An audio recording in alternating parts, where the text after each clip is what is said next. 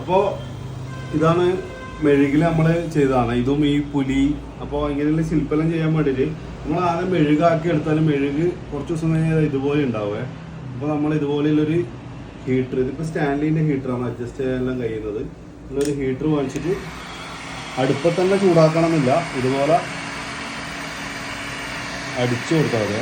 ഇതുപോലെ അടിക്കുന്ന സമയത്ത് നിങ്ങൾ ശരിക്കും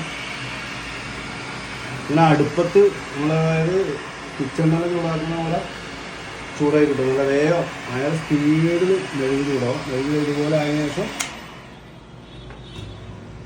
ഇതുപോലെ നൈഫ് വെച്ചിട്ട് എടുത്താൽ ഇത് ഈ ഒരു അധികം ചൂടൊന്നും ഉണ്ടാവില്ല. ചൂട് അധികം ആവാണ്ട് തന്നെ മെഴുകി നല്ല കുരുകി കിട്ടുക.